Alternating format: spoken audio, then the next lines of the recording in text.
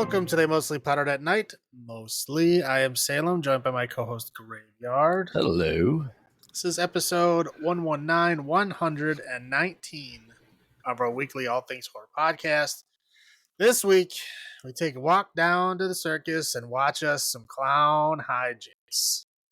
Sometimes they come from space, sometimes from a cursed leather bodysuit, and sometimes the worst clown is the one that makes himself. Ooh. Join us as we journey into the heart of darkness with these clown-based movies. I gotta say, I'm not really scared of clowns in general. Are you one of those people that's scared of clowns? No, I don't understand what people are. I've been to haunted forest arenas where there's always like a clown room, and everyone seems to be freaked out by them. Yeah, it seems to be a very common fear is like clowns. Yeah. Now, I don't like clowns, but I'm not afraid of them. I just don't like them. I get, they're going to do one of two things. One, they're going to like try to do tricks and make you laugh, which is not going to work, and I feel uncomfortable. Or two, they're going to try to be creepy and scary, which is, again, I'm not creeped out or scared of you. It's just annoying. So whenever I see a clown, it's like, ugh. Like I just want to get away from it, not because I'm afraid, but because it's going to be annoying in some way or shape or form. I need to be away from it so it doesn't bother me. Almost like a mime. Right. Yeah. But if it's like a clown, like scarecrow or something, I'm completely neutral. I don't have any feelings toward it whatsoever. Only if it's a person clown that I just want to be away from, not because I'm afraid of it, because they're going to be annoying in one way or the other. Yeah. Yeah, but yeah, lots of people have clown phobia. I don't get it. Yeah, I remember one time we went to this Halloween party. A buddy of mine was dressed as like a clown, evil clown, and there's a chick there that had like that like severe clown fucking phobia. Yeah, and she flipped the fuck out, and they were trying to make us leave the party. Wow. I'm like, okay, it's fucking Halloween. Like, there's no sign up front. This is no clowns allowed. Like nothing happened. Like I get that she's like friends with one of the people who like own the house or whatever, but like you can't do that. You can't like invite a bunch of people over for a party and then be like, oh, you're dressed like a clown, she's scared, get out. Like, no, just tell her to fucking stay away from him. Like, what's like saying no sexy cat women? I mean, right? It's like there's always going to be somebody dressed as a weird clown. I mean, there always is. Oh yeah, I literally just took the kids costume shopping, and because of Joker and Harley, and then there's like 80 generic clown outfits now too. Right. Yeah. Especially because of Art the Clown as well. Well, yeah, that too. But yeah, it's like a common thing. And they were like all upset, like, oh, well, we're going to have to ask you guys to leave. Like, get the fuck out of here. Because he's just like a clown. Like, he wasn't doing anything to her.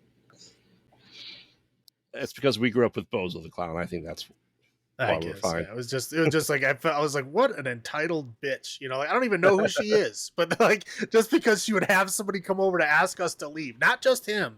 Our whole group. Wow. Ask us all to leave because he came as a clown and she's scared of clowns. You should have just asked how much does he have to take off for her not to be afraid. Right. I was like, we put a bag on his head or something. Like, can he wear a garbage bag? I mean, what do you need here? But yeah, okay. So that's done with the clown. I'm avoiding talking about this film. It's your new favorite movie. So yes, I'm not scared of clowns, but we're gonna jump into some clown movies here. So we have Killer Clowns from Outer Space, Clown, and Haunt. Killer Clowns from Outer Space from 1988.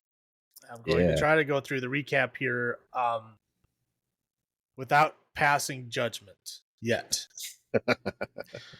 I'm just going to give you information. There's going to be a gap in the middle. I'll explain that when we get there. So, okay. Movie opens with all the kids at makeout point. So all the kids are like making out like openly. Everyone else is watching them. There seems to be people like tailgating and just sitting there drinking beer, watching the kids make out. It's very odd, right? And they're like very into it. They're like calling each other, like cat calling each other and like laughing and giggling while they're making it. It's a very odd scene. And then two guys come with an ice cream truck to sell these kids ice cream in the middle of the night. Hey, hey, everyone needs ice cream during a makeout session, okay? No, that I again, like they're trying to pretend like in this film, like, oh, that's a terrible idea. Well, who would want ice cream at night? Like, dude, everybody wants ice cream. What are you Mhm. talking about? Dude, if you're drunk or making out and a fucking ice cream truck showed up, like everybody would go get ice cream. I don't care what, you know. I was like, this is so odd. Like, not one person wants ice cream. This is so bullshit. But sorry, I passed judgment on ice cream people.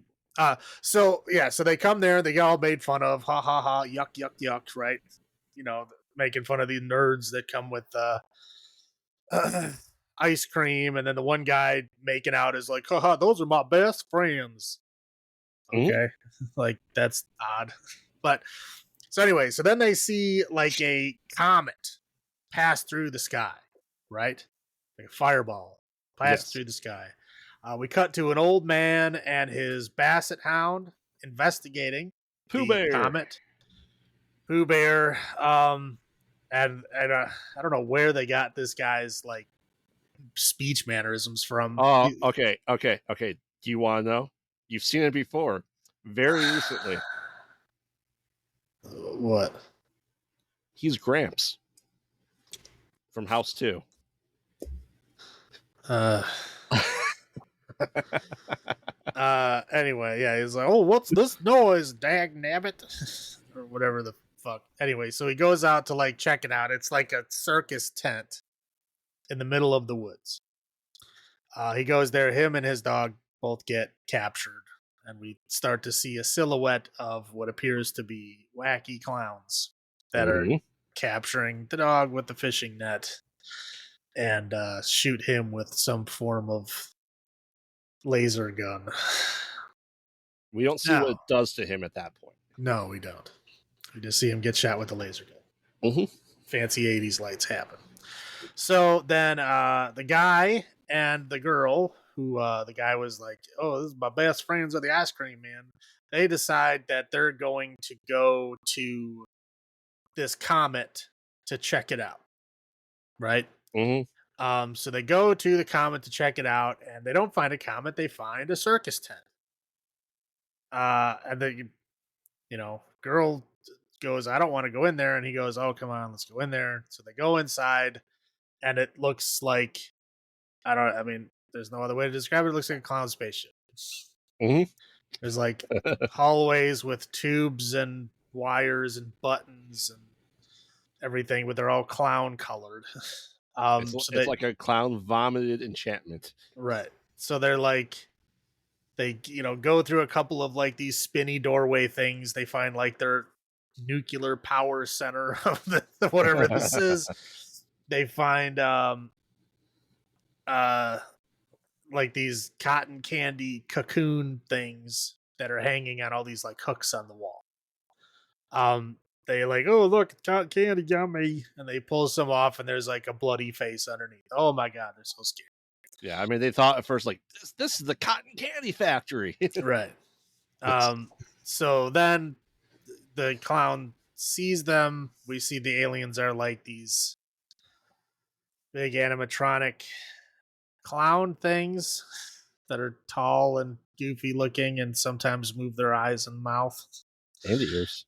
and ears, and they start chasing them with guns. Some are laser guns, some are popcorn guns. Mhm. They shoot popcorn. The popcorn sticks to them, but doesn't appear to do anything. It just sticks to their clothing and their hair. So they fight that off. They manage to escape and get out. And then the girl goes, "We got to go tell the police." So finally get back in the car, get away from the clowns, and she is like, "Oh, we'll go to the police. We'll tell them what's going on." And he's like, "They're not going to believe us. Like, where there's like killer clowns. Like, what are they going to believe? Like, oh, they'll believe me. Trust me." Spoiler alert: we find out that the guy that she thinks will trust her is because it's her ex boyfriend. Who apparently there's still something going on there. I don't know what, but there's something going on. So they go down to the police station. They explain their whole thing, and then they say, "Oh, we're gonna go figure this out, right? Hmm. And they basically exit the film for about 45 minutes. Um, Officer Mooney, who is like this big jerk policeman, who we see him like arresting kids for like jaywalking or whatever. It's because they're punks. Let's face it. He doesn't like, punk kids, so he's like on a mission to like nail him with everything he possibly can because he's just a big jerk. And Hmm. I guess we're just supposed to believe that. But I guess that's really the only other information that we need right now. So then I'm just gonna kind of skip over a lot of the next part of the film because it's like the next 45 minutes of film is you can really only describe it as wacky clown hijinks. Hmm. The clowns infiltrate the town and then do a whole bunch of goofy things. There's clowns pretending to be animatronic things outside of a drugstore. There's clowns trashing the drugstore. There's clowns pretending to be pizza men. There's clowns, riding up to bikers on their like clown bike and then being sad when the bikers break their clown bike. Um, I mean, there's all kinds of there's just like goofy, stupid things that happen. It's just excuses to like go honk honk. Look at clowns killing people because they're so wacky and evil. But most of the time they're hitting him with these cotton candy guns and turning him into these cotton candy cocoons. And that's pretty much what they're doing is like harvesting people. So it take us 45 like the entire minutes. town. Yeah. Right. It'll take us 45 minutes to learn that they're just doing it to everybody in the town. We get a scene with Officer Mooney where he keeps getting all these calls from all around the town of people complaining about the clowns attacking and hurting people, and he thinks it's just everybody fucking Trying to scare Officer Mooney off the job. Right. Holy. Yeah, so his answer is just to stop answering the phone at the police station in And which drink. he's the only police Yes. officer present. And drink. Yeah, genius.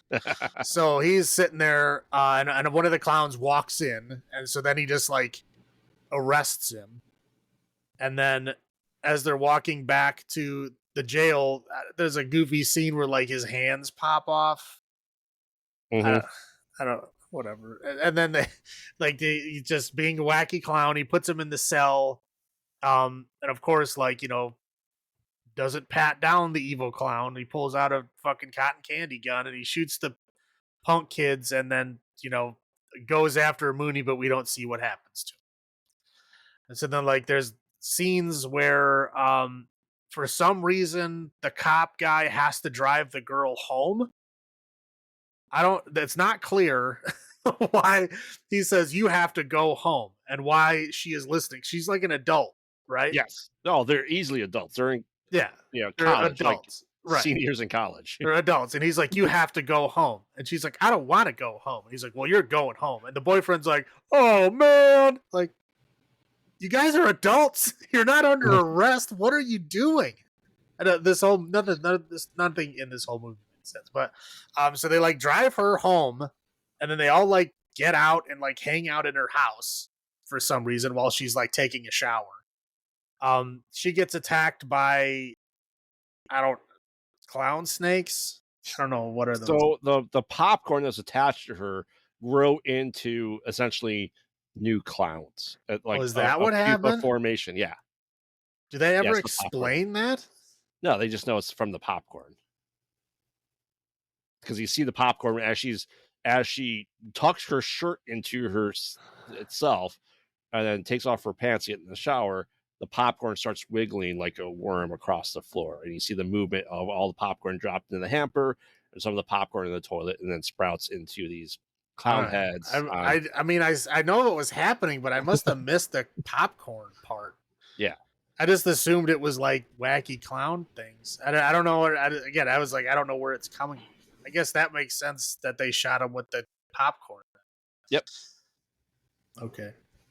Anyway, so yeah, that happens. They, basically they decide to go back to the police station after that happens. So they go back to the police station, and then the clown made a ventriloquist dummy out of Officer Mooney. Mm-hmm.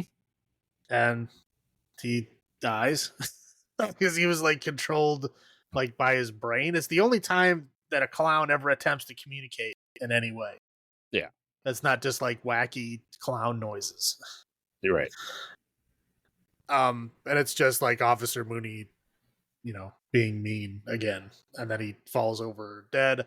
And then there is a kind of a fight between the cop boyfriend and the clown, so where he manages to shoot the clown in the nose, which then like I don't know spins around and explodes into like green light. It's their one weakness, their nose. Yeah. So then he's like, "Oh, now we know their weakness. Now we have to like take the fight to them." So they go. Oh wait, no. So at some point in there, the ice cream guys like Well, were like making out with a clown or something. oh, that's after they get into it, but after they crash. So the current boyfriend goes meet with his friends, like, hey, there's killer clowns killing everyone. Like, no, we don't believe you. They drive into town, they see like the garbage truck pickup of all the cotton candy the clowns were forming. And like, oh man, and then they find out that like they gotta go find the girl, and then by the time they go there, she was trapped in a balloon by Oh the right. clowns. Okay. Yeah. So So then they they're they follow her to the tent as she's stuck in the balloon for I don't know, 8 minutes without air. well. I mean, we don't know what was in there. Yes. Okay. So yeah. So they chase her to like a fun house, Mm-hmm. and they go into the fun house, and then the fun house somehow becomes the spaceship, the Yeah. clown spaceship. But Yeah. there's some kind of like weird exposition where they try to talk about how dinosaurs and clowns are related, and that the clowns must have been here before, and all the clowns of Earth copied off of them. Mm-hmm. Okay, and again, I don't know how they get that from like a couple of cutout things in a fun house, but that's they get all that from there. So they go into the spaceship. They go to the cotton candy room because, of course, the one guy remembers because he was in it before. He goes to the cotton candy room. They find the balloon. They get the girl out, and then they have the big fight with clowns.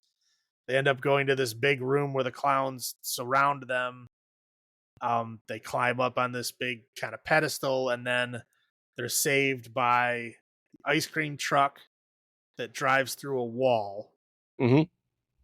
I don't understand how they went through a fun house into the spaceship, and then the spaceship has a cinder block wall. Yes. Anyway, so they come out um of the ice cream truck, and then they I get try to run to the rescue or whatever, and that pretty much fails immediately. um because there's too many clowns. They start coming out everywhere. There's nothing they can do. And then oh no, wait, no, they were using the clown head on top of the ice cream truck to somehow control the clowns. Right. They're saying we're leader Bobo the clown, and for some reason that works on the clowns temporarily until the real Bobo. Right, but that's not. They don't explain that, right? No. No. I didn't think so. I was like, why is this working, and why would they know to do this? But yeah, so all the regular clowns move away, and then this giant clown comes down out of the ceiling, and then there's like the giant clown smashes the clown on top of the ice cream truck, and then you know struggle whatever they hit the clown nose, and it turns into green light, and then it disappears. Mm-hmm. And then they get away. I don't remember what happens after that. Well, they get out of there. They're like, "Oh man," because they thought the brothers were killed because the clown threw the truck and it exploded. Like, no, we're fine. We hid in the back. So they all come out. Hit in Like the it's back of the explosion. the back of the ice cream truck. I know. You said it exploded. So they Yes. hit in the back of the explosion. Yes. And they get out there like, oh man, like the spaceship flies into the sky, it explodes, like, oh man, we're saved, everything's fine. And then pies fall onto their face. Oh yeah, that's right. I forgot about the security guard that got melted by acid pies or whatever. What are you doing with them pies, boys? Yeah. Acidic pies. Yep. So yeah, that's it. Okay. Now I can pass judgment. So this is your first time. This is my first time watching this movie. Of course, I've been aware of this movie, and this is one of those movies that I knew I would hate. I fucking knew it. The kind of people who like this movie, I don't like. I don't like them at all. Their taste, I should say. I don't like their taste in films at all. This is like the pinnacle of schlocky bullshit that I don't like. I knew it was going to be bad, which is why I never watched it. I've been told I needed to watch it by many people, and I was like, nope. Including me. Yeah, I was like, I will not watch it because I will hate myself for doing so. I'm making sacrifice for the podcast, of course. I don't know if I can express into words how much I dislike this movie. Okay, if you could somehow take all of the hatred I have for this movie and put it in a jar, you could probably power a medium-sized town for like 100 years. I mean, I despise this movie. I mean, it is fucking painful to watch. What about you? I mean, obviously, I love this movie. I don't know if it's just because of the painstaking process I had to go through to figure out what this movie was originally. Like, I'm talking like 1990, right? So, this was on like Sci-Fi when it, was, SCI-FI, right? And Comedy Channel at that point said like 1990. And I always caught glimpses of this movie. And it was always bits and pieces. And every time it was usually at someone else's house. And they never had like a TV guide that their cable didn't have, like the channel 3 or whatever to scroll through. So I never knew what this was called. It probably took me 5 years to figure out what this was. I mean, you could have went to like any place that had movies and say, hey, you know about that Klown movie? And I guarantee you people would have known exactly what you're talking about. Yeah, but I was still too young to have been going there myself. And it was in the horror section, and our local video store horror was in its own separate room. So, but, this is kind of like your, I'm not saying it's your search for the perfect aliens runtime, right? But like I said, this is pre-internet, and it took me forever to figure out what it was. And I go, okay, and I finally watched it all the way through, probably by like 1995. And I think it was just the pursuit of finding what this was made me have to enjoy it, right? Because I saw bits and pieces over 5 years. And it was probably the first DVD I bought besides Evil Dead. And it was on Border, so I paid stupid amounts of money for it. I just, like I said, it's obviously, that listens to this knows I like cheesy, schlocky movies a lot. And, maybe if I had waited 36 years to see it, it'd be different for me. But it's almost nostalgic for me at this point in time. It's just something I can turn on and just turn off my brain, realistically. So that's kind of the story. Is probably why I enjoy this so much. And this is before talking to anyone in the past 20 years and their love for it. It's just something that I've always had before all this schlocky became so bad it's good that we've had, like I said, in the past 20-ish years.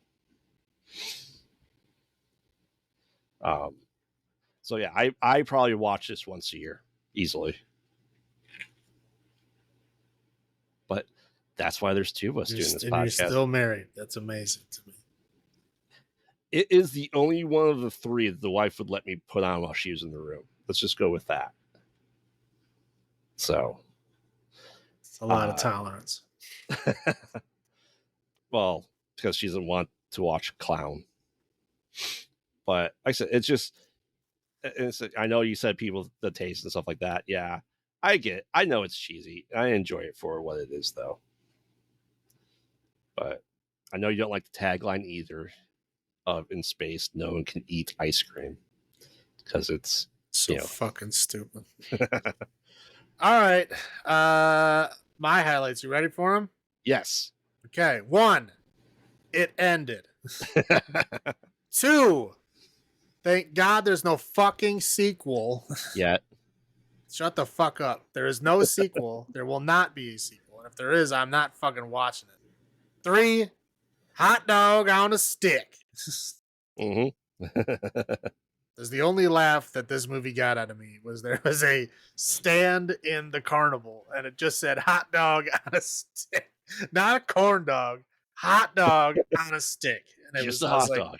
Never fucking heard of that. It was hilarious. That's all I got. That's it. Oh, okay. So I like the clowns, and this is going to go into probably another thing. Is a couple of the clown masks were reused for Ernest Scared Stupid. I gotta give it to him though. Like I felt like the work that went into it was a lot of work. So I do like the mask for it. And if you ever want to know what a clown spaceship would look like, I think they did a pretty damn good job of that. Of what they think it would look like.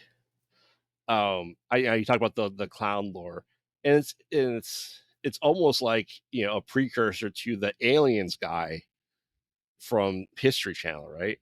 It's just aliens, and like the idea of that clowns came to Earth before, and then we got our idea of clowns from aliens is interesting. I don't know if anyone's would have ever suggested that other than this movie. Because it's fucking stupid. That's why. Like, clowns are like, they make fucking people laugh. They do stupid shit. They fall down and go, right? Mm-hmm. Okay, these clowns murder people. How could they possibly be connected? They dressed as clowns to stop being killed by them next time they came. No, they don't. Because there's no one, anybody like dressed up goofy still gets murdered anyway. Yeah. And of course, a young Christopher Titus. Did you recognize him? No. He's the guy with the glasses at the beginning. So that's Chris Titus. His first movie role. And I like the clown kills. Yes, they're stupid, they're goofy, but they're unique. You don't see many people get eaten by a shadow puppet dinosaur and turned into popcorn. Because it's fucking stupid. That's why.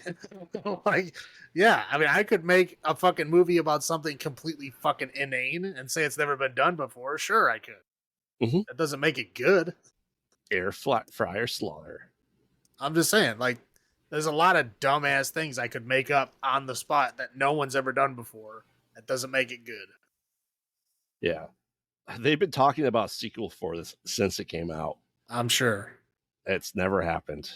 And I want to congratulate and hold the hand of the person who has been stopping it from happening. There you go. All right, I'll roll into my low points. Gramps, because I immediately knew it was him. I looked it up and verified it is fucking Gramps from House 2. I'm like, God damn it, we've had too much of this guy this month. Yeah, you're right. His accent, which is nothing like anyone else in town. It's like, here's this most guy that's been there forever, and it's like, I'm the most southern guy possible in like Northern California. Poor Pooh Bear. At least he wasn't seemingly turned into cotton candy, but they didn't have to take the dog. I mean, they had to have turned him into cotton candy. What the fuck else did they do with him? I know. And okay, so when the guy thought this was Halley's Comet, 2 years too late in 1988, And that I'd say that comet was pretty sizable, wouldn't you? I guess comparatively, sure. No sound when it crashed. Zero sound. Like, how do you know it crashed? You just saw it fly overhead. Like, if I didn't hear a sonic boom or anything, you would never think there was a quote comet there. Well, I if I don't. see a bright big flash of light that's going at the ground really fast, Yeah. I'm going to assume it's a crash too. I don't know if I hear it or not. I'm going to assume that it's not moving anymore. But I mean, that's what everyone determined that piece in Siberia, right? Was all the trees laid down in like that perfect circle of like, I don't know how 2 miles radius. The Tunguska event. Yeah. I mean, it's gonna make a fucking sound though. They could have just at least added the sound effect to it. Those are my only low points. How about you? All right, I'm gonna. I don't know. I can't even. I couldn't list them all. I started a list and then I just gave up. But okay, so the mass makeout thing is just weird. It was like they were all like in on the makeout joke, Mhm. and they were just like, "Oh, look at us! We're all making out. We're all watching each other make out." Like it was so weird. Like I've never seen teenagers act like that. Whenever they separate off to go make out, they at least like have a little bit of privacy. They were all like doing it in front of everybody and having a grand old time doing it. It was very, very odd. Officer Moody like directly breaking like police protocols and rules. Like I mean, like flat out fucking like in front of everyone, just like deciding, "Oh, I don't care what the fucking law is. I'm gonna fuck these kids up." Like Yep. that. Okay, like you can't do that, especially in a small town. He was. Like, Oh, he's if he was ready to club the clown in the back of the head with his billy stick, like he probably did it to the punks. of course he did. Yeah. My God, the fucking music in this movie is so fucking bad. It's like they tried half-ass mixing like clown music with like I don't know new wave music or something, Oh and yeah. it just Pop. Yeah. oh my God, it's so fucking bad. It's non fucking stop.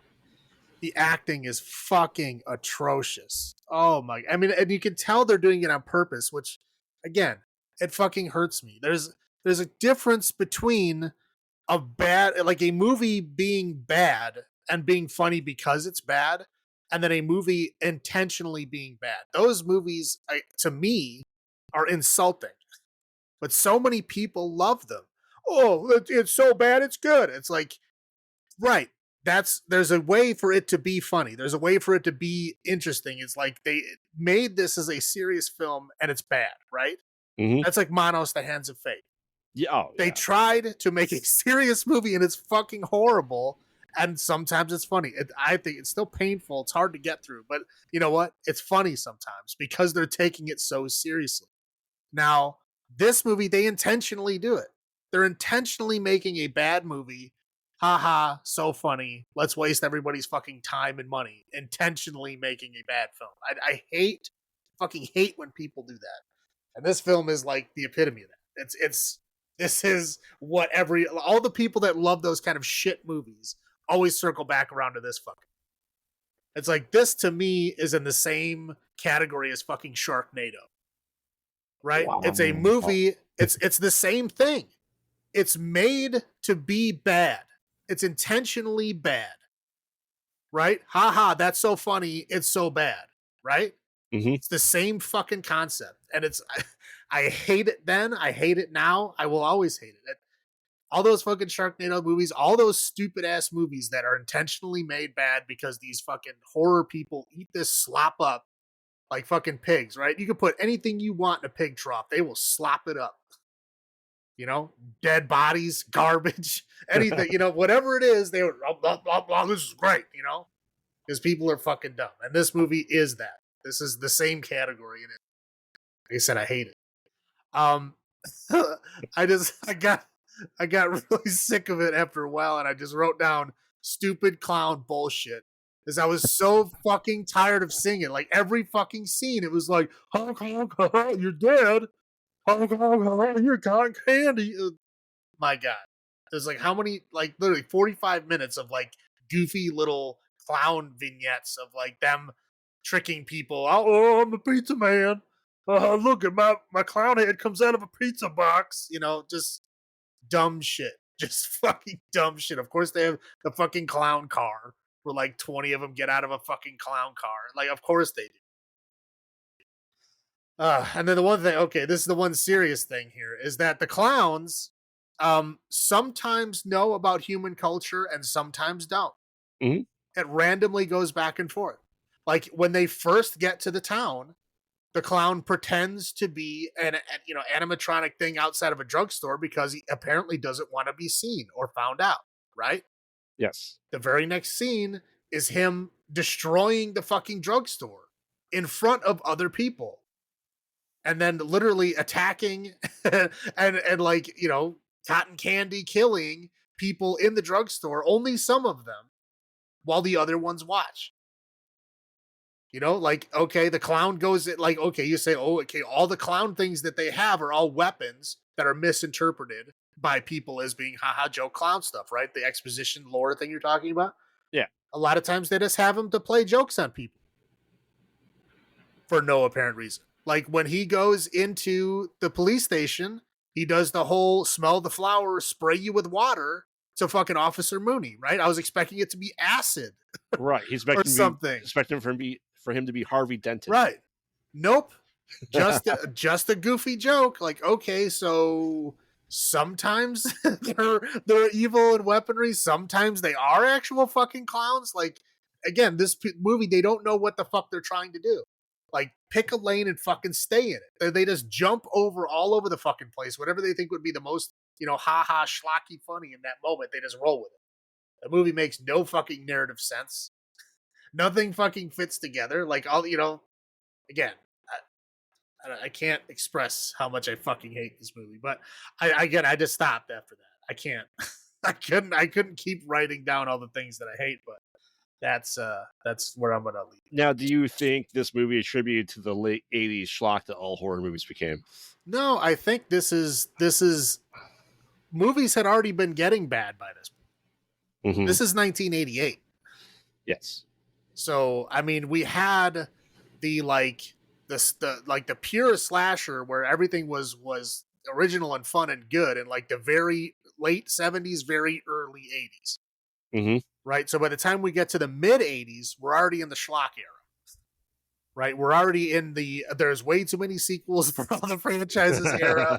Like the goofy movies are coming out, literally like just taking these sequel energy and just making new goofy, wacky movies based on that energy. Right. And this is like third wave. This is third wave stuff. Like they're not even doing the schlock original. They're just doing the schlock of the schlock. Like they're not even the first wave of schlocky stuff, because some of the stuff in there is kind of funny, right? There's interesting, funny stuff that they do sometimes. I don't hate all of them. If it's done well, I do like it. Like I said, Evil Dead 2 is like that. I do like that film. I think it's a great film. It was made well. It's fun. Yeah. This movie is not. This movie is riding on the coattails of a lot of people before it. It has nothing original. It has unique things, right? Because there's fucking clowns doing stupid shit, but there's a reason why they don't do that, right? Because it's fucking stupid. And then this movie, again, it's just, this is, I think, why horror died off. Why horror became something else and had to be reinvented in the 90s is because this shit had like put the nail in the fucking coffin of the original wave of horror. It's done. This movie fucking killed it. And this is why it had to be rebooted. I mean, like, what else happened in the late 80s? Like, before Scream happened, what happened between Killer Clowns and Scream? Prince of Darkness. Prince of Darkness was before 88. Oh, yeah. I mean, we got the Hellraisers between this and Scream. Well, not all of them. We got some of the sequel. You know what I mean? I'm saying, like, what original thing happened between 88 and Scream? Like, nothing. Yeah. I mean, there was a lot of sequels. I'm not saying that horror was gone for that period. I'm just saying, like, nothing interesting or good happened there. Because this wave of schlock had taken over. And by the time that wave crashed down, There was nothing left, and it Oh, needed to be they're reinvented. well, instead of like 5 a week, we got a handful a year. Yeah, no, it's again. I just movies like this is why I hate horror movies in general. Not obviously not all horror movies. I watch a lot of them. I'm just saying like why why like I don't watch every horror movie that comes out. Why I'm very particular about what horror movies I will watch is like movies like this, because movies like this people will, oh, this is a great movie, you should watch it, and I fucking watch it and I hate myself. Like that's why I don't listen to anyone's fucking horror recommendations. Like I will research my shit, whatever I want to watch, I will look it up myself to make sure it's something that I want to watch. But movies like this is why I fell out of horror and stopped watching it all, because this shit pisses me Well, I guess the question is, what is your rating for this? off. My rating for Killer Clowns from Outer Space 1988 is going to be 0.00000. That's 501. There. And what are out of this week? Out of Red Clown Nurses. I mean, don't get me wrong. You make very valid arguments for this, and like I said, for me, the love of this didn't come from the fans gushing over it. You know what I mean? So for me, it was pure from initial thought. I still enjoy this movie a lot, and as we discussed beforehand, this is probably be the most divisive movie that we've done, and probably will ever do on this show. I will give this a 7.5 out of 10. 7.5 Red Clown Noses out of 10. Like I said, I can turn it on. I've seen it so many times. It's just background noise for me. I did rewatch it. I probably didn't even need to, but I always do. But I know we've discussed our ratings. Do you want to make sure that this is the lowest rated movie?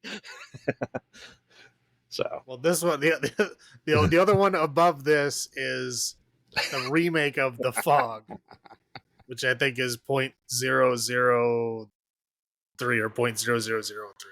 I think there's 3 zeros in the 3. Yeah, I think it's 0.003. So I wanted to make sure it was below that. Yeah. So probably the biggest spread that we've done. All right. So now we move on to the movie Clown with a C from 2014. Which is a very different take on clowns than Killer Clowns from Outer Yes, it is. It's a very different take on clowns. Eli Roth, I believe, produced something here. So there's kind of sort of a big name. No, I don't really know. I mean, obviously I know Peter Stormare, right? Yes. But that's it. I don't really know anybody else in this. No. This is, it's, I guess both the husband and wife are in the same thing. But I will get into Clown. So essentially, because jerkbag Eli Roth canceled, and that he was the voice of the clown that canceled at the beginning of the movie. There's a kid's 7th birthday party, and for some reason he's beyond obsessed with clowns, the way they make it seem, right?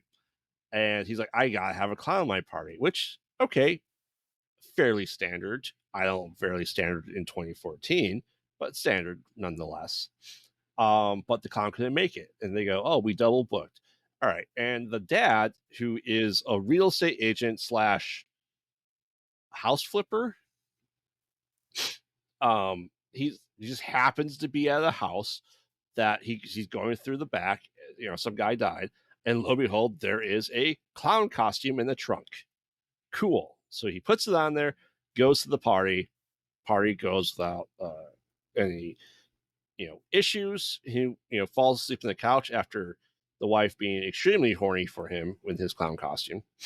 I'm pretty sure she told him to take it off, and that she was going to go take a shower, and he had to take it off if he wanted any when she came back. Yeah. But let's say I would say this is like, if you remember like all the old Halloween pictures when trick or treating started, like this is the clown costume someone from like the 1930s would be wearing. Yeah, okay. You remember what was that short very, very old, like Halloween short, with the dancing skeletons and shit. Mhm. The clown that was in that. Yeah. It looks like that clown's outfit. Yes. Old Uh, black and white clown. yeah. So the dad, fell asleep on the couch. He's working, and he's like, "Oh, weird. I can't seem to get this off. Oh, well, I gotta take the kid to school." Takes the kid to school. Shows up at the work job. He still can't get it off. It's like, okay, this is weird. Like he washes his clown makeup off, but it's really hard. He can't pull the nose off. He can't pull the hair off. Can't do anything. And he goes, "Huh. Well, let me do the smart thing and try to take this razor blade to cut off at my wrist." Well, whoops. Huh.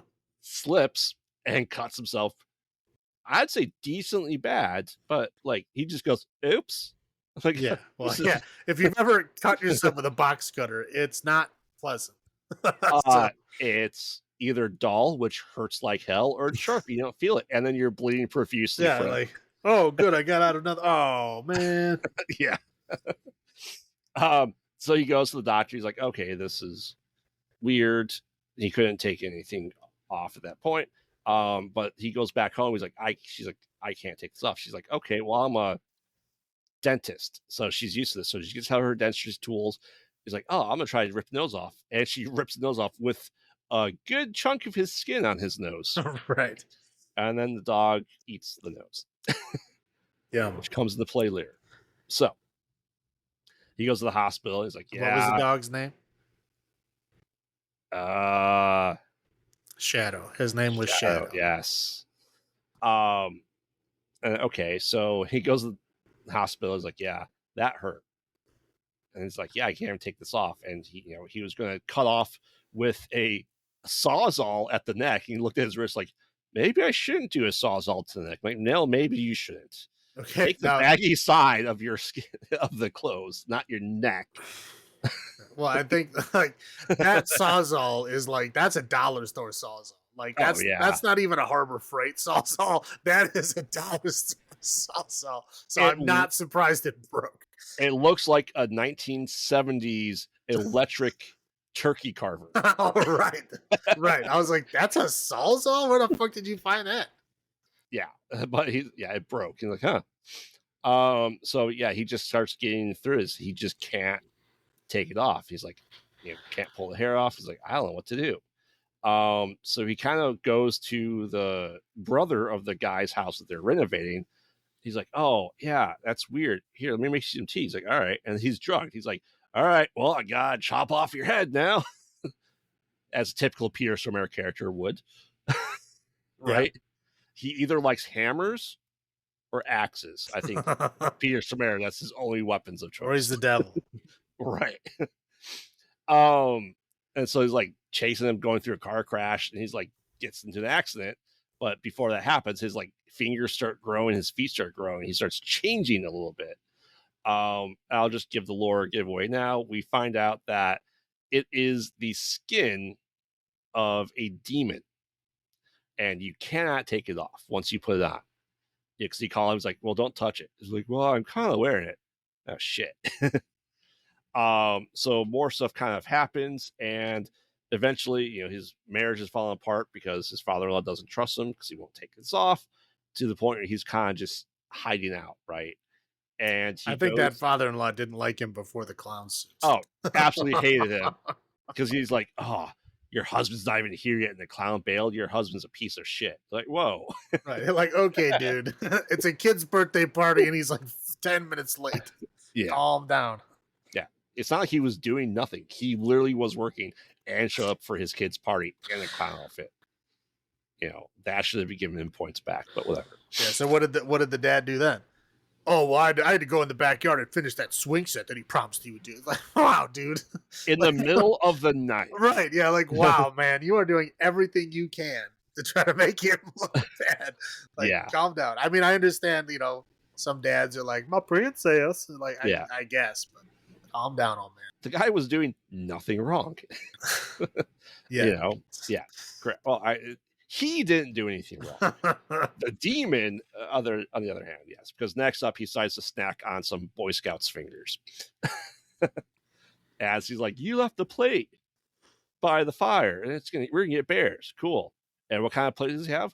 an actual fucking plate, not a Right. paper plate, not a plastic Like a plate. porcelain plate.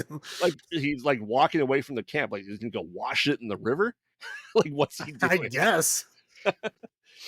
Um, but yeah, he's like, oh, fingers, yum, yum, yum. And then he realizes like, he's kind of turning the monster. So he goes and hides in an apartment that he also rents out, I guess, as a real estate person. Yeah, Or some realtors work with apartments. I know they used to. I don't know if they still do. I don't know. Honestly, I don't. I mean, whenever I was looking for apartments, we always just did it online. But I mean, I think before online, I'm pretty sure realtors did apartments too. Yeah. I just don't know. I don't know. They probably had deals with landlords to get kickbacks or something. You know what I mean? Something Yeah. like that. Something like that. I don't know how that worked, but it's something I don't know much about in the modern age. You'd almost think that maybe as a realtor, you'd have an apartment that you can put people up between houses. That would make sense. Yeah. Well, I remember when my mom rented an apartment in 1990 Mhm. that she had a realtor Hmm. that found the apartment for her. But again, this is 1990. This is pre-internet. So I Yeah. think back then you used to go to a realtor, they would help you. But nowadays, I don't even know if they do that. Yeah. I looked at apartments in like 2008 and it wasn't a thing. So Maybe it might have been a condo. well, maybe. I mean, because sometimes it says apartments, but they're actually condos, or Yeah. sometimes they change or whatever. Yeah. So anyway, the wife's going crazy trying to find her husband. And let's face it, he has a lot of houses for sale. He's doing quite well as in the realtor business. Eventually he's like, okay, I can't do this anymore. He finds out that he has to chop his head off is the only way to stop it. So he sets up a jigsaw style trap in the apartment Yeah. where he's going to fall backwards onto two strapped down circular Well, saws. he does that because he originally tries to shoot himself And like and does. cake, it's like funfetti cake batter comes out. Right, yeah. Like rainbow blood Yeah. sprays all over the back wall, and then he like literally wakes up like 10 seconds later. Yeah. Anyway, he's almost tried to befriend a kid there, but eventually he's trying to fall backwards on the chair. And being a clown, he has some sort of good balance there on that chair. And to the point where the kid walks in there and boom, the saw blade comes out and goes slicing through the kid. And he's dead. And then he eats the kid. Yum. So that's one kid and two fingers. And so, okay, he's clearly not doing well. He's trying to get back with his wife, but he's like, I can't do this. You gotta help me. She goes and watches and talks to the guy in the hospital, Peter Stormare, who's like saying he cut off his head, but through notebooks, like, no. And she goes to the old house, finds a videotape of where a guy was full on demon strapped to the chair and he is cured. We find out that was Peter Stormare, who was the demon who wore it before. Through a bunch of stuff, they find out she talks to him. He's like, hey, how'd you do it? He's like, well, I had to eat like 5 kids. My brother chained me up. He's like, don't worry about it. The next day, it was off. Cool. 5 kids for each month of the winter. Okay. I mean, granted, he did get it from Iceland, right? It's an Icelandic demon, so I guess 5 months. Yeah. Right. They said it was a Nordic demon. Nordic, yeah. So that makes sense. He's like, yeah, I just gotta feed him 5 kids. And meanwhile, he goes to one of the bully's house that's picking on his kid, and eats him. And so they figure out based off of math and what else he puked up that he somehow needs one more kid. No, sorry. It's like, okay, where can he go? We're trying to find him. And as Peter Smear, enters the house, Shadow is turned into a clown dog and tries to attack the wife. Peter Smear comes in, chops his head off, and it's like, all right, where can he go be a clown and no one knows? Like, Chuck E. Cheese. Yeah, or whatever. It's the Chuck E. Cheese with the big fun zone. I don't know if whatever. I haven't been in one of those in a long time. Right. Now, Grant, we never see Chuck E. Cheese spelled out plainly in the right way, but we know it's Chuck E. Cheese because we saw that we can read backwards. So anyway, he ends up like in the ball pit, and the kid's like, oh, there's someone peeing here, gross. And he just is a sopping wet sock of blood. And they're like, oh, there's someone up there, and like, oh yeah, he's eating some kids. Cool. So ate another kid. They find him in the blacklight miniature golf room, and Peter Smear's like, oh hi, and then tries to chop his head off. And he's like, no, we're not going to do that. And like, we're going to escape, get you out of here. And the deal made with the wife, as the demon's kind of talking, like, hey, bring me one more kid and I will let your husband go. And so she's trying to figure out, at the aftermath of the, clown eating kids fiasco at Chuck E. Cheese, she's like, oh, there's this lost kid. Oh, wait, there's the mom, thanks her. And then she's about to leave, and some young girl, preteen girl's like, hey, you're my dentist. I trust you. Can you drive me home? I don't know where my mom is. So the DM tells her to meet him at their favorite place. She goes to drop the girl off there and locks her out of the car, but then she has a change of heart. But the girl doesn't trust her now for some reason and runs away as cops showed up, which rightfully so. Eventually they go back to a house that they're working on, and she kind of stabs him a few times and slices his throat a little bit, with almost phantasm colored blood comes out. Almost. Not quite as yellow, but still yellow. And she kind of wraps a chain around his neck, but he's like, you said one more kid, but I'm just going to have, the kid growing inside of you, or Jack. And he can't control himself, and the demon can't control himself. And eventually, pulling on a chain hard enough, starts to break his neck a little more. And she comes with a sledgehammer and channels her inner Peter Stormare and knocks his head off with the chain. But which is not how a sledgehammer works. Almost all the way off. He still has the cord there, and she's able to rip that off, and he's dead. And the skin falls off, and the forensic investigator has all the evidence bags, assuming that the skin be worn by someone else. The end. So this came out in 2014. It took years for it to come out, right? So it was filmed. It took like 2 years for this to come out. And I was really excited because this is like, I like Eli Roth. And, it's all marketing was Eli Roth, stuff like that. And I guess the poster was too creepy that it was banned in theaters because it was too creepy of his clown character, which I guess for the people that have clown phobias. And I'm like, oh man, I want to watch this. And the wife's like, no, it's Eli Roth. It's going to be gross. Like, maybe. I don't know. It's a clown. Well, it's not actual Eli Roth. That's the thing. Yeah, he was involved in the producing, but he didn't make the movie. It was marketed as Eli Roth. So that alone. I mean, they do that. Yeah. I'm just saying. You don't expect Eli Roth to make, Secret of Nymph, right? It's you think he's going to attach his name to something gory and gross. And I don't know what I was expecting, but I was, the first time watching it, very pleasantly surprised with this movie. I'm like, this premise seems goofy as hell. But in my opinion, even on the rewatches, I watched it a few times since it's come out. It's a solid movie, I think. Now, this is your first time seeing it? Yeah. So what were your first thoughts? I mean, it was decent. I don't know if I would ever put on a like snakeskin looking clown suit that I found in somebody's basement. Like, that's creepy. I don't. Yikes. No. I mean, you just go to the thrift store, buy some oversized clothes, be a hobo clown.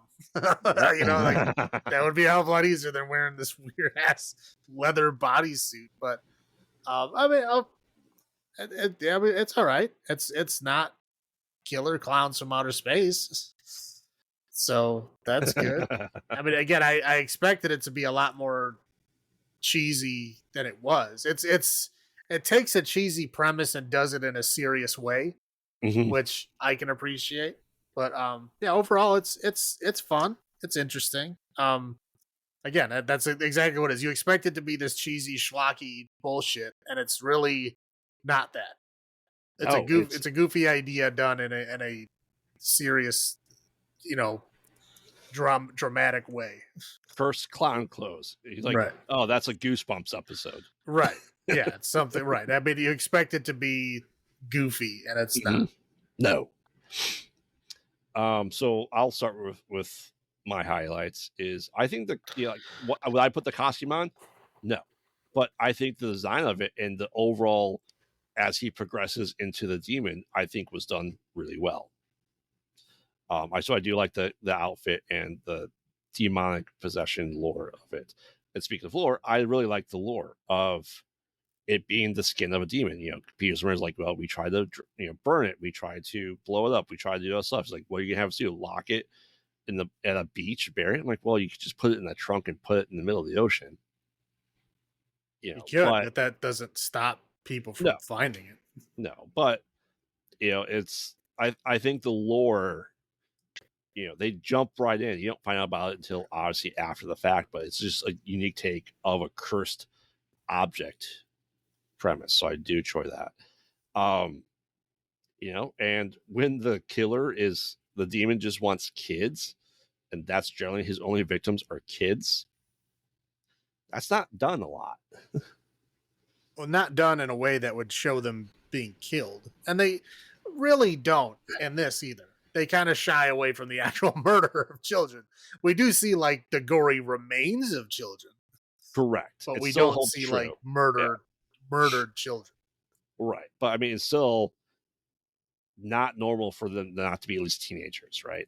These are like 7, 8 year old kids. So Yeah, they're definitely kids. yeah. So that's interesting to do something like that and do it well. Obviously Peter Stormare, he's fantastic in everything he's in.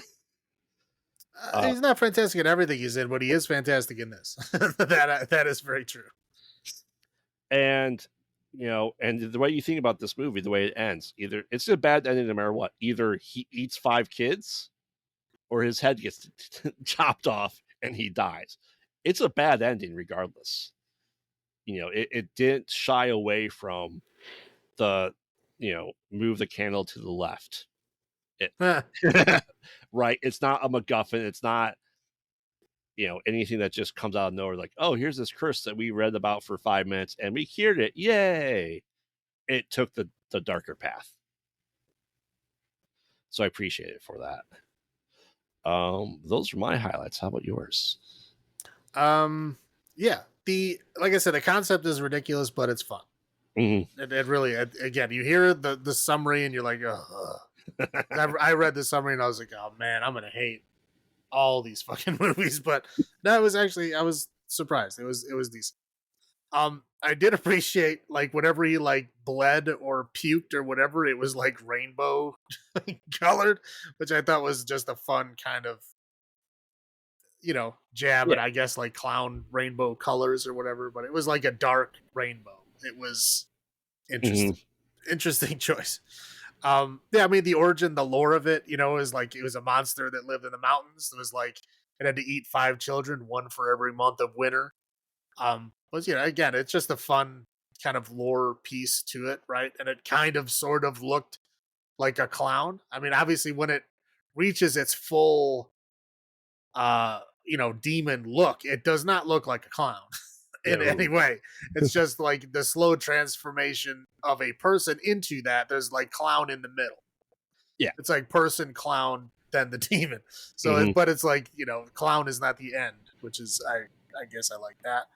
Like you said, Peter Stormare was awesome. I thought he was gone from the film, right? Because he had his scene and then he like got in an accident and I thought he was gone. And then he came back. I was like, oh wow. we get a double barrel of Peter Stormare. I like that. If you have Peter Stormare, you use Peter Stormare. I guess, yeah. I was surprised that he came back. Usually like movies like this, they just don't come back. They like the slow clown transformation was pretty well done and pretty fun. Like again, for it being as ridiculous as it was, it really does feel dark and bad. And it's a like an evil transformation movie. It just happens to be a clown. And again, I like the bad ending, the no savior ending. You know what I mean? Like either your kid dies or he dies, right? And that was the choice that she made. That was interesting. Roll one of my low points here. I mean, what are the fucking odds that you're in Mhm. a basement with a clown suit when you need a clown suit? I'm gonna Like, go with point zero yeah. zero zero zero zero one. Just saying, like, I've been in a lot of basements. I don't think I've ever seen one with a fucking clown suit just hanging around. Um, yeah, well, I guess I don't hang out in clowns' basements, but you know what you know what I mean. Yeah, that father-in-law, what a dick, dude. He Yeah. was just like up his ass. Like if he didn't do everything perfectly, he's like, oh, this fucking guy. Yep. Dude, relax. Tone it down. He had to have been divorced, right? Like, because the fucking mom is nowhere to be found, and he's Oh, like helicoptering his daughter. oh yeah, yeah. His wife left him for being a Yeah, but that's what I'm saying. I was like, douchebag. I guarantee you that guy's divorced. The video game, I use that term loosely, quote unquote, that the kid was playing, like the multiplayer game, and looked dumb as shit. You mean the Temu Halo Oh game too? right, yeah, it was bad. I'm like, come on, why don't you just play a game? There are Mhm. lots of games that would be more than happy for you to show it for free. Yeah, poor Shadow. Yep. Um, felt bad for the dog. Now here's, I thought this was hilarious. Okay, obviously the whole family's white, right?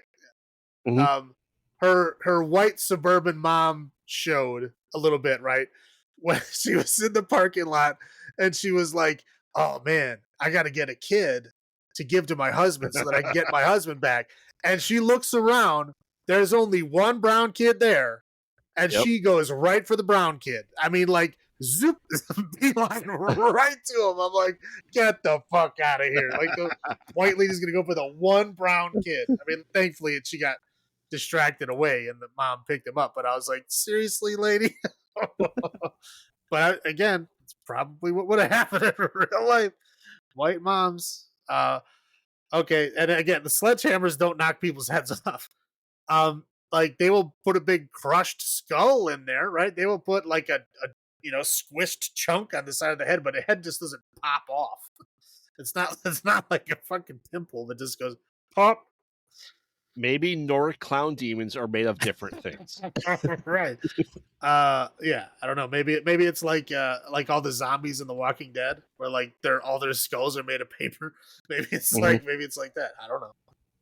Yeah. But that's all I got. What do you got? Yes, obviously the odds of finding a clown suit is one thing. Like I would have been less upset with that if it was something that changes it into whatever you need.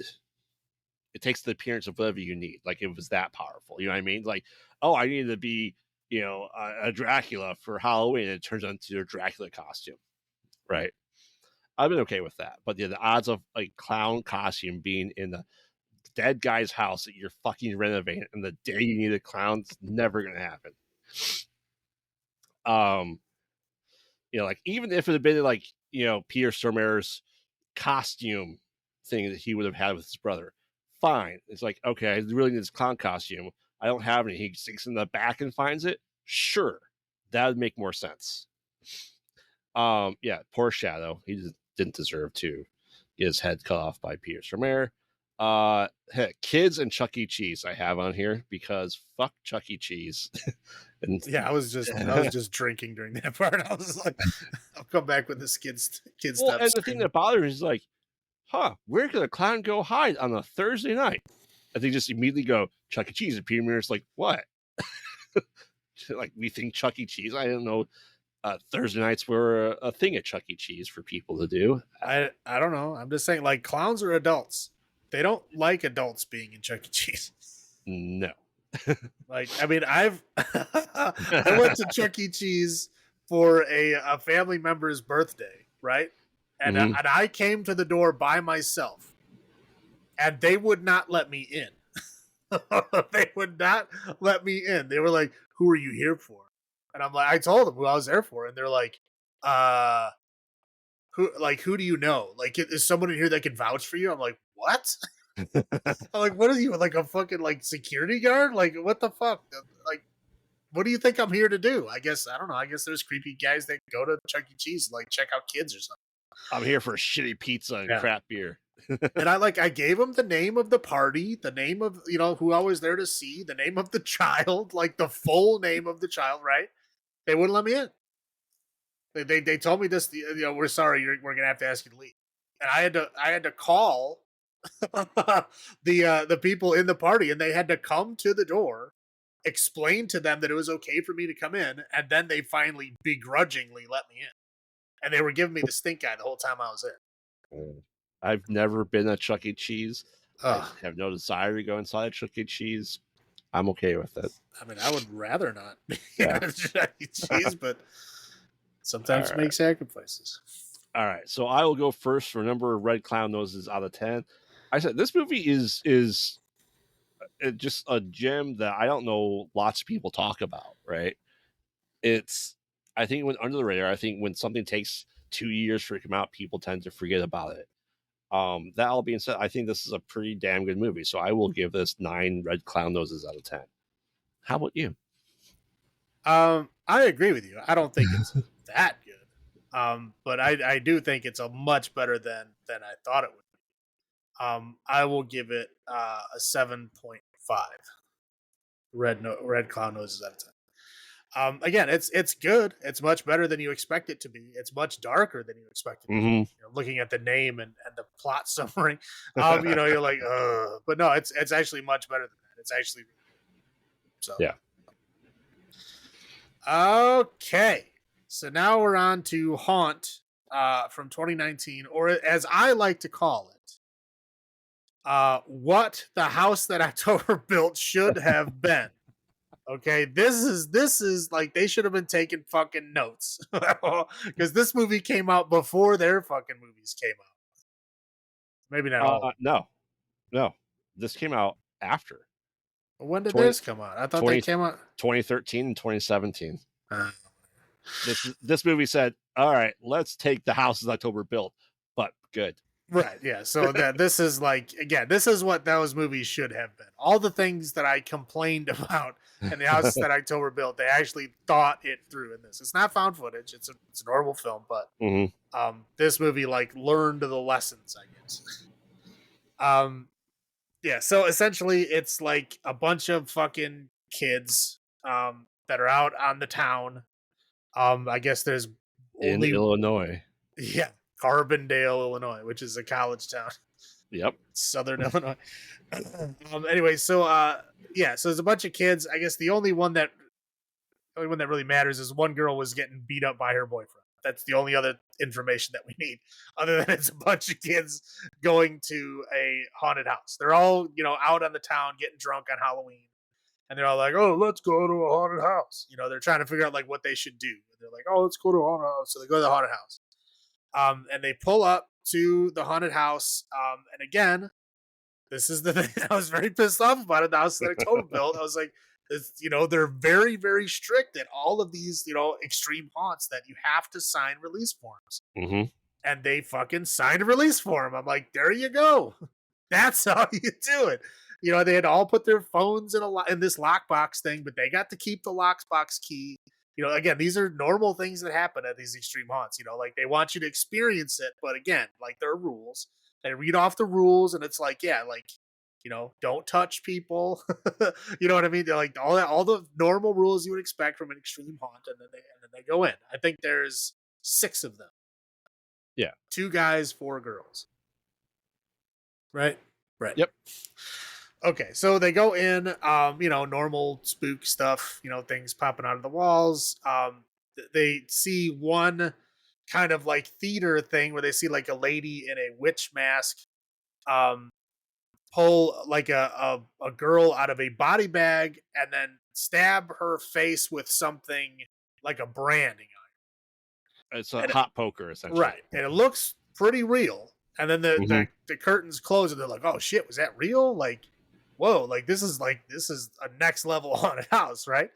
They're like, that's crazy. So then they go down the hall and it's like there's one arrow points to safe and one arrow points to not safe. And they like split up at this point. I don't quite understand why, but they do. So the safe people, they go through like I don't know, there's like a bunch of motor oil bags hanging from the ceiling and dripping around, and then they have to like stick their hands in a guess the body part thing. right? One stick their Yep. body part in, like, ew, it's noodles, it's beans, you know. And then the guy puts it in, oh, look, it's grapes, eyeballs. And the other girl's like, oh, I don't feel anything. Oh, it's razor blades.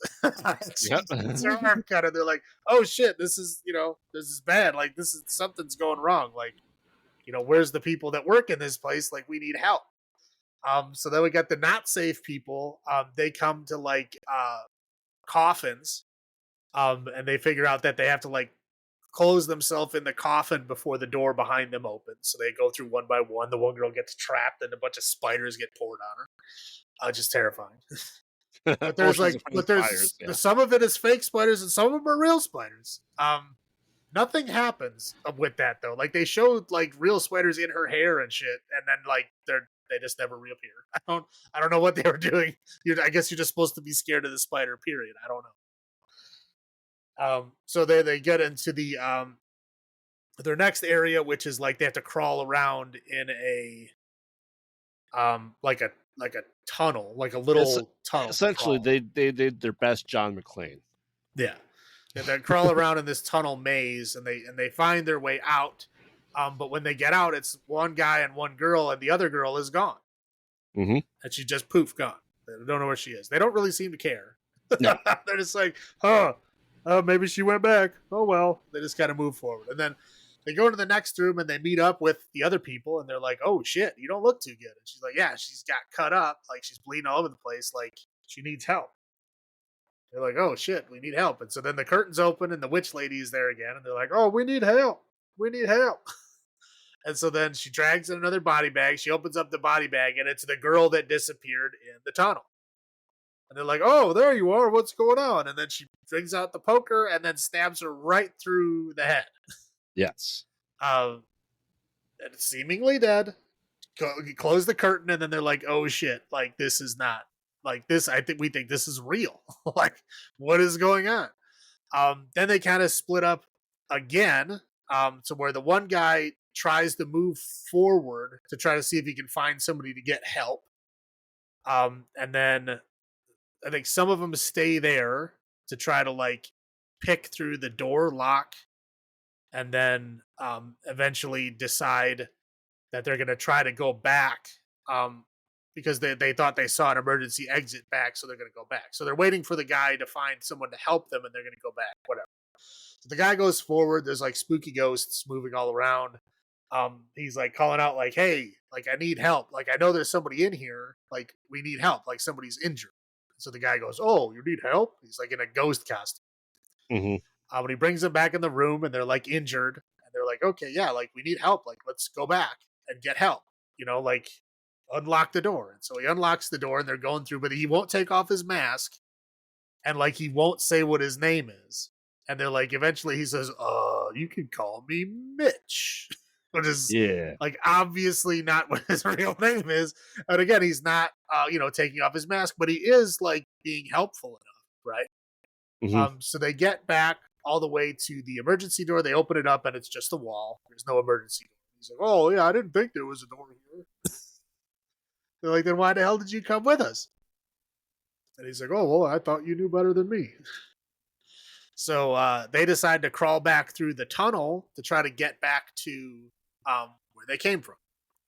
I'm not sure why they didn't, because there was two paths that led to that room that they were in.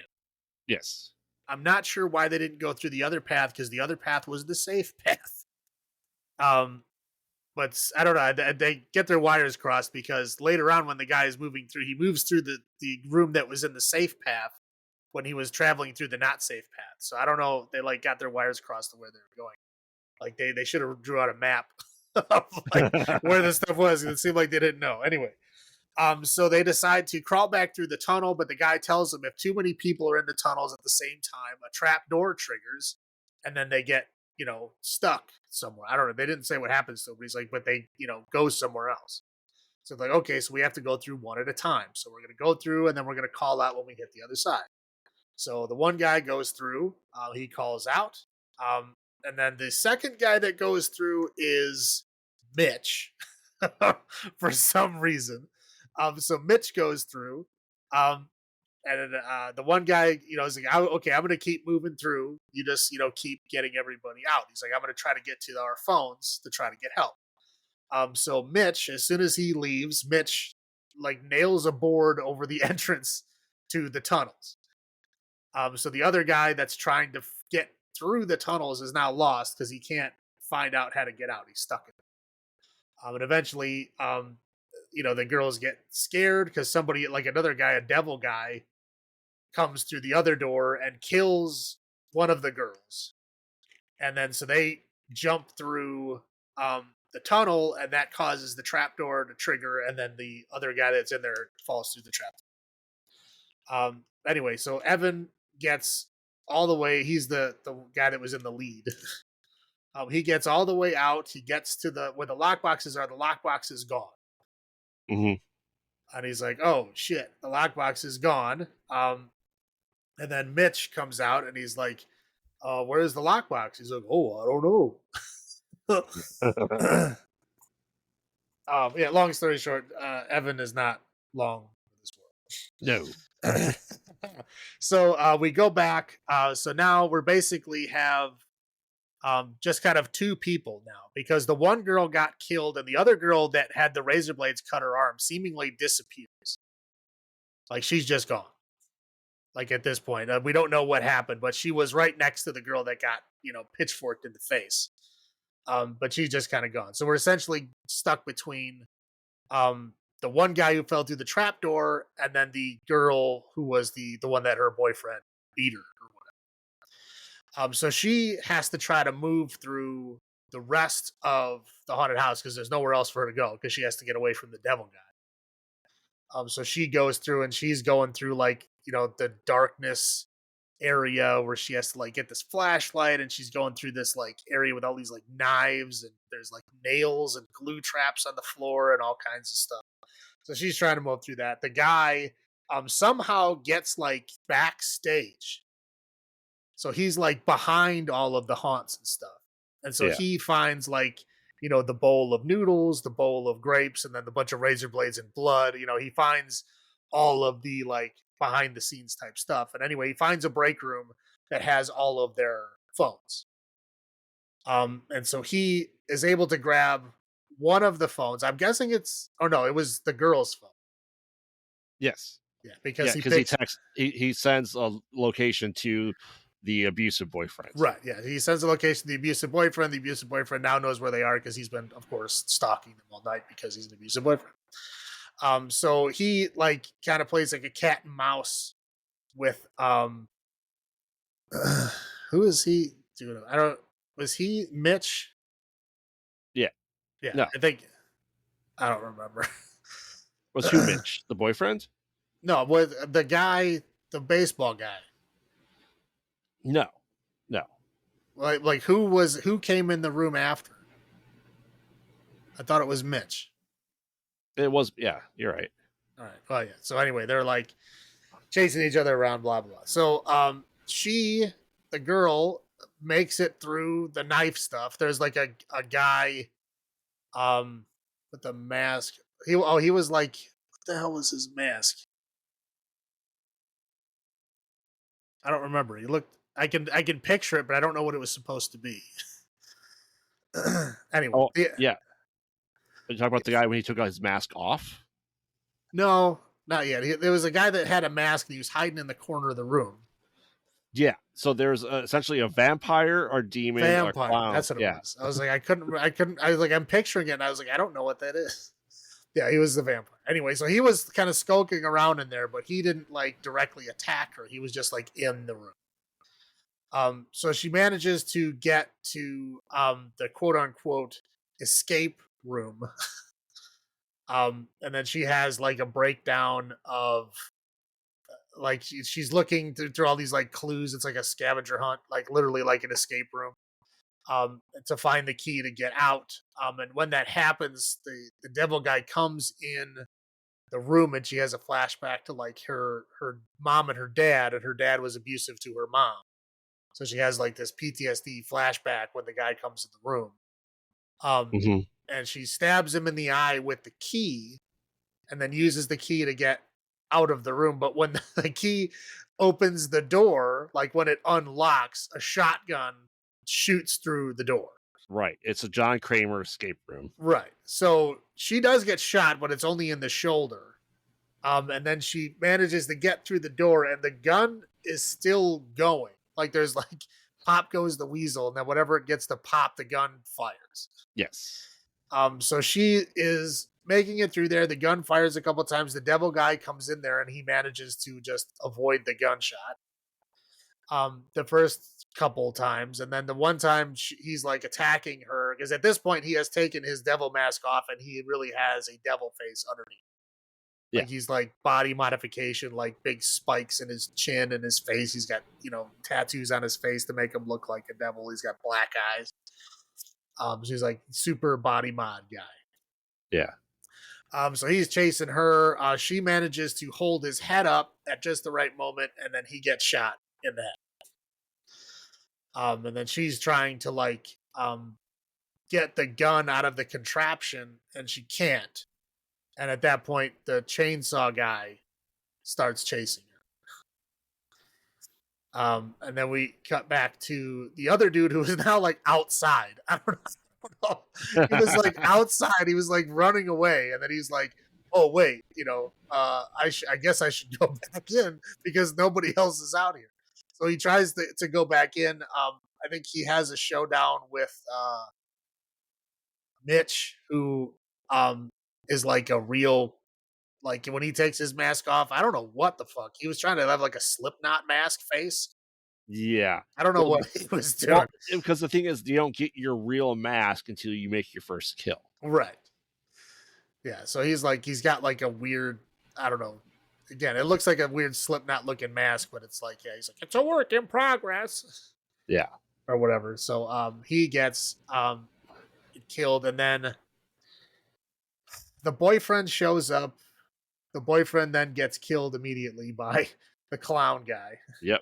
He gets like a bolt through his neck, like from this trip wire. And then the guy who was a clown that took their release forms and shit earlier takes off his clown mask, and he's got like scarification on his face to make him a real clown. So he's got like scars and tattoos to make him like a permanent clown. And he wears like the ruffles around his arms and like, so he's like a evil clown. Mm-hmm. Okay, so then the guy and the girl, he goes back in and he ends up finding her, and then they're kind of fighting the chainsaw guy. The chainsaw guy, did they show his face? I don't, because we saw Mitch, we saw Mitch, we saw the devil guy, we saw the clown guy, and we saw the witch when her head was being bashed a little. Well, yeah, but that's right after this. No, I don't think we see the chainsaw guy's actual face. No. Anyway, so yeah, they get away from the chainsaw guy, and they're like escaping through this trap door, and then the witch comes out, who she's like, standing on the trap door to block the guy, right? Like, yeah, okay, that was a smart move. And then she immediately just steps right off. Yep. And the guy comes out and just smacks with a bat. And then they smash her face in the trap door and she dies. It's bizarre. But her face she's like literally looked like she got plastic surgery to look more like a witch. Like she had like the hook witch nose and like the pointy chin and the, the warts and all that stuff. So she was like purposely made to look like a witch. Right. Anyway, so then they managed to get to the boyfriend's truck, which is still running with the door open on the street. So I guess he just left it like that. So they basically get in the car and they leave. But then they realize that when they filled out their release forms, they put down their home addresses and stuff, and they're like next of kin, in case something happened to them, right?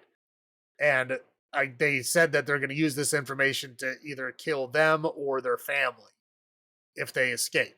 So they realize that, whoever is left there is going to go kill my family.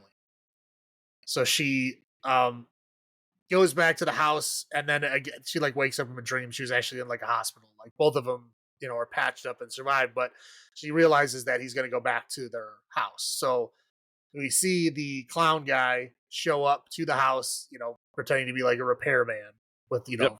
implements to kill. And then he walks in the door and then he gets stuck in a glue trap. Hmm. So, like, obviously they planted a trap for him. And then she gives the one liner. What does she fucking say? I don't know. She says something fucking stupid and then she kills the clown. Whatever it was better than. I like damn peepers, bitch. Still the best one-liner finale ever because it relies on you knowing a song that's not even in the fucking film. Anyway, so then it's over and it ends. Mhm. Movie over. Yeah. Now this is your first time seeing this one as well, correct? These were all new to you. Correct. What was your first thought? Other than My first thought was there's not as many clowns as I thought there was going to be. that's true. No, my first thing is like the whole time I'm like, this is what the houses that October built should have been. This is the route they should have taken. Like I was saying this when we were reviewing it. I was like, if they wanted to take the route of, extreme haunted house people that want to like show people what a real haunted house would be, that okay, I would buy that plausible story. Like, but that's not what they did. It was like they were an extreme haunted house that wanted to put you through an extreme haunted house without your permission, which is like defeats the entire purpose of the extreme haunted house thing, right? Yep. And then this one is again what they should have done. Release forms were there, all that lockbox stuff, all that shit that they normally do in those extreme haunted houses. And then once they get you in, then they fucking kill you. That was a solid plot, and I gave them that plot back then. I said, that's just what you should have done. But this movie did that, and they did it the right way. Yeah. This is only the second time seeing this movie, and I did not watch this as close to houses that October built as before. And when you look up who wrote this movie and directed it, you'd be surprised. It's the writers of Quiet Place and other things. So while looking through the cast, this time around, I agree that this is spoiler. That's one of my highlights is what if houses that October built was real? This would be the movie. This is the first time I actually might know someone from a movie that we've done. And like doing what I'm doing with other things. Not one of the main people, but one of the other guys. So it's interesting to have that connection. But no, like I said, this was a overall decent movie. Do you want to go first with your highlights? Sure. Okay. Again, Carbondale, Illinois is an actual real town. Most of these movies just like make up some random, they'll say, oh, it's in this state, but they'll make up some random name, like Haddonfield, Illinois, right? It doesn't exist. It's not a real place. Illinois does, Haddonfield does not.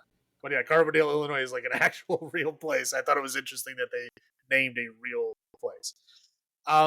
Yeah, Night of the Living Dead, of course, because it's free to use. Yep. I said almost every fucking movie, if they're watching a movie in the beginning of the film, it's almost always Night of the Living Dead because it is free to use because they fucked up with the copyright. Yep. I thought overall it had a good pacing, right? The progression was fun. It was like a slow kind of lead up to like, oh, this is interesting stuff happening. Oh, like somebody got hurt, like, oh, this maybe isn't, what they thought it was. Maybe this is getting worse. And then it was just a fun progression. I thought I did a good job with the pacing. The unmasking was fun. When they took off their mask and you find out they're like probably worse looking than the masks underneath it, right? We got to see the devil guy, the clown guy, the witch lady, weird ghost mask. I don't know what the fuck. Slipknot head. I don't know what that fuck was. And again, I was like waiting to see the chainsaw guy's face, and we don't see that guy. Yeah. I guess I should also said that the vampire dude was just kind of like along for the ride and was like just kind of like with them. He wasn't actually like killing people or whatever. He was just with them because he was afraid of them. Yes. He dies anyway. but it didn't really matter overall. But there was one that wasn't in the killing. I mean, they killed a lot of people, right? And I thought that was interesting. Like she at the end, when they had the girl, like they were showing this other person in like a big skull mask. Mm-hmm. Like they almost made it look like they were like the ringleader, right? Yeah. And they were like, "Oh, you should go check out the room." And it was actually the girl that disappeared, the one girl that had the razor cuts on her arms. Like I said, that seemingly just disappeared. I was like, I've pretty much like I thought I was like, oh, she's gonna be one of them. Like she's gonna be one that let him here on purpose. And she was gonna be the one. And then like the girl pops out and kills her, and then she was tied up, and Yep. she was an unwilling participant, and she's like, but it actually like she died, like she Yep. was killed and died by the friend, and I thought that was interesting that they just kept that in there. And again, I like that there was release forms because all those extreme haunted houses have it, and if they don't, that's a red flag. Right. Oh yeah. Is that all you got? That's all I got. Like I said, once again, it's one of Hawks' October build, but real. Doing found footage is one thing, but I'm glad this wasn't. This felt like more higher production than what houses could ever have done. So I appreciate that. I agree with the unmasking that you go, holy shit, like, for like the very first time, when you see the guy is like, okay, is he like a demon? Is he a Cenobite? Is there something more supernatural? No, they're just people that do severe body modifications to fit into the outside mask they wear. And I appreciate that. I think it's a unique twist. We have the guy that just goes, you know what? Why do they have oil everywhere? To fucking burn it down when they're done. Regardless of anything that happened, they were going to burn it down. Period. I think they're covering their tracks better than Blue Skeleton would ever have done. And I like they also point out like, oh, these spy robes are fake. These chains are you can see it bought from Party City. Like, oh, these are cheap effects. Yeah, it's true. Because we talked about the amount of money things would cost for Blue Skeleton to do what they did, right? All this would cost money too. Yeah, but see, this is again, the Blue Skeleton thing doesn't make any sense to me. Right. Because why they would do that without being paid makes no sense. Why they would do that without a release form and people that want to do that and experience it makes no sense. Right. Like this film is like they want to bring people in there and show them what a real extreme haunted house is by fucking killing them, right? Yep. But this is like their passion. So yeah, I can see them spending money on this kind of stuff. That makes sense. They're spending their own money on it. They're not really trying to get their money. They just want to kill people. Well, and that's one of my low points is if you go to a haunted house that says extreme, if they don't ask for money, don't do it. Well, I mean, they're a sign of release form and shit. At least they got all that kind of stuff. But I'm just saying, it's like they're not asking for money, which is weird. I don't care. Yes, let's call him. Do you remember Salute Your Shorts? I know of it. Well, the big guy that's the rideshare guy. Like I understand he's being a dick and shouldn't be saying I'm charging you guys for rideshare, but don't throw his sign out the window. Like it was like asshole. A cardboard sign. I know, but I'm just saying that was a dick move. Like I said, obviously the special, the props weren't meant to be props because they're just doing it for the cheap and they're just gonna, burn it down anyway. I don't, like I said, the little one-liner was so generic, so not as bad as Reborn, but not good enough to remember. So you gotta throw a little bit to that, and then the ending song over the credits. It's what if Florence and the Machine wrote and redid Dragula by Rob Zombie, and it was awful. That sounds pretty good to me. But did you listen to the end credit song? No. It was Dragula, but remade like on a piano, almost like Evanescence style too. Oh no! If it's just credits, I just fast forward through them to see if to see if there's an end credit thing. I don't usually watch the end. I mean, sometimes I do. But yeah, I'm listening to it. I'm like, God damn it! Don't do a remake of Dracula. You know, I didn't appreciate that. Those are my low points. How about you? Spider Coffin. Mm-hmm. We don't like that. But again, I was like, they had made all this like showing like, oh look, real spiders, real spiders, real spiders. They never appeared. Like that was it. After she left that room, they never came back. Mm-hmm. It's like they showed up like one in her hair, like it was gonna foreshadow something happening later. Nope. Nothing happened with the spiders. They're just gone. They must have ran out of their spider budget. Okay, domestic violence is not fun. Yeah. There was a lot of it. Like they kept focusing on it. Did not like it. Okay, the shotgun. Now, I don't I don't know if people understand this, okay? I know a lot of people that don't know a lot about guns assume that every single shotgun is a pump action shotgun. Mm-hmm. They're not. They're not all pump action shotguns. Um, the level of mechanical ability required to build a machine that not only fires but then pumps, the other round back, like a machine that pumps uses the pump action of a shotgun does not make sense. Like that would be so over engineered that wouldn't make like if you're really gonna go through all that shit, all that time and fucking money that you spent doing that, just buy an automatic shotgun. Well, it's funny because you mentioned that because MythBusters did something like that, and they were, engineers. Well, yeah, I'm sure it can be done. I'm not saying it can't be done. I'm just saying, why are you reinventing the fucking wheel? Like the auto shotgun is in the store, right? It's right next to the pump action shotgun. It's probably a little more expensive, but a hell of a lot less than it would be to engineer this fucking pump action machine that you have. Right. It's like bizarre. It's like this is way over engineered. Just get a fucking like automatic shotgun. But again, a lot of people that don't know a lot about guns assume that every shotgun's pump action. Either it's pump action or double barrel. Right. Like those are the only two kinds of shotguns. Even if you're playing video games, those are the only two kinds of shotguns. But yeah, there are auto shotguns. And I thought it was funny when the guy he had a gun and he was going after the dude when they were trying to jump over the fence, right? Yep. He had a gun and the dude was like, I got a bat. And he like held it up high and started walking at him like he's pointing a gun at you. Like, are you stupid? And the guy like bang, shot him once and he like just shrugged it off. Like he was the fucking Terminator. Well, I'm like, after he hit him with the bat, he felt the bullet. Okay. well, I'm just saying, like, that gun is a 357. You are going to do a lot more than flinch when that thing fucking hits you. You're going to get knocked down on your ass. Like, there's no way around that. He's just like, whatever. I hit you with my bat. Like, I don't. It was very goofy. I put the ending in the middle because I'm torn.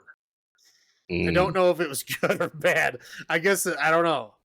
Like that cheesy revenge, the goofy one-liner, like she has enough time to go to the hospital, heal up, go to the house, and then set everything up before the guy gets there. Right? Like that seems unnecessary. Like, of course she's gonna warn them beforehand. Like, what? I don't know, why do you think you're gonna waltz in and kill people with no one fighting back?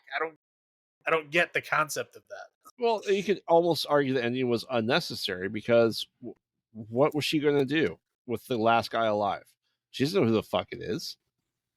Well, it's a guy with the guy that's got scars on his face and tattoos that look like a clown permanently. He's not going to be able to hide in a crowd. I know. You know what I'm saying? Like it was at least one full day later that he showed up. Yes. I was saying, like, why do you think she wouldn't have had enough time to warn them and to prepare for your visit? You know what I mean?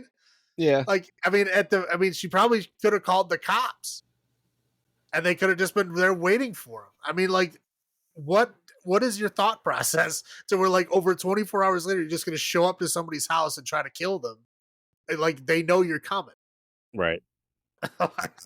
By yourself. You know, if you're like a mercenary team and you're like, I'm badass, I can get through anything. Okay, I'll buy that. But like, it's the clown guy. Yeah.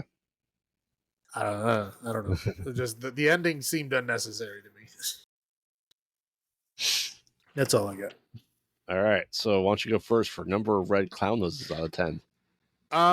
Yeah, I mean this is it's decent. Um I don't know if I like this one or Clown better.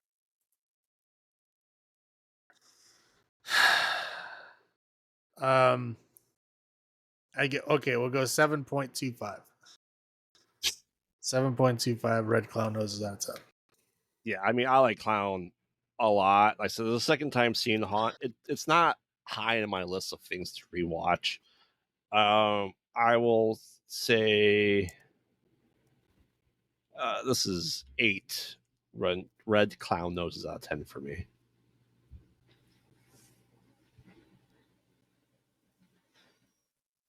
Yeah, anything else you want to add? Nope. All right. Our October Spooktacular continues. Next episode with Terrifier franchise. I know everybody's excited. Everybody loves that Terrifier clown. Yeah, they do. So we start off with a film that started it all for our good buddy Art with All Hallows Eve. And then we're gonna watch the standalone numbered Terrifier films, which is Terrifier, Terrifier 2, and Terrifier 3. Ho ho ho! I don't know what is the fucking tagline for the third one. It's got Christmas themes in it, I guess. I don't know. I've never seen any of them, so all of these are new to me. I meant to watch them before, but I knew eventually we would do the fucking franchise, so I didn't want to have to watch them twice. So, Okay, it'll fair warning. You know, people is like, oh, the people are puking. For us who grew up watching grotesque body horror in the 80s and 90s, you're not gonna be phased by it. okay, I made it through a Serbian film. Yes. I'll be okay. I don't think any film things that happen are going to bother me after that movie. No, like I said, when I watched Terrifier 2, because everyone talked about that scene, right? That scene. I watched the movie and I have to go, what is that scene everyone's talking about? Well, you know, that's a big shtick, right? Is like Yeah. when people are like, people are passed out in the theater. Like, oh my God, the one person had to walk out and throw up. They were so terrified. And they don't tell you, like, oh yeah, the guy ate a bad egg roll before he got there. You know, it's like they don't specify like what made them throw up. You know, like one person pukes in like a fucking, you know, early showing, whatever. It's like, oh my God, people are throwing up. I mean, it's a big gimmick. And you should know that by now. Oh, easily. Just like you know what? Who had the heart attack waivers? What was it? Oh, Jesus. Was it Hitchcock? Probably. I don't know. One of those back then. They always had Yeah. the interactive stuff where they'd have like people come and touch your hands or, you know, and shit when you're watching the movie. Or the Tingler, where one Right. chair would be rigged to vibrate. Yeah. Right. Just goofy the same shit like thing. that. Yeah. Yeah. And whenever I think of that shit, I always think of Smell-O-Vision. You ever see fucking, was it Polyester? I think it was Polyester. John Waters movie. Had Yeah. Smell-O-Vision. And they were all bad smells. Right. That was a big part of it. But I always, whenever I think of those, I always think of that because that was his, you know, teasing of that whole thing. Right. Anyway, so yeah, yeah, the brand new one is still in theaters. I guess we'll be watching that next time. We will. Oh boy, so yeah, so there's all that next time. So remember, we watch bad movies so you don't have to. And this has been Graveyard saying, have you checked in the children? This is Salem saying, "Long live the new flesh." Good night.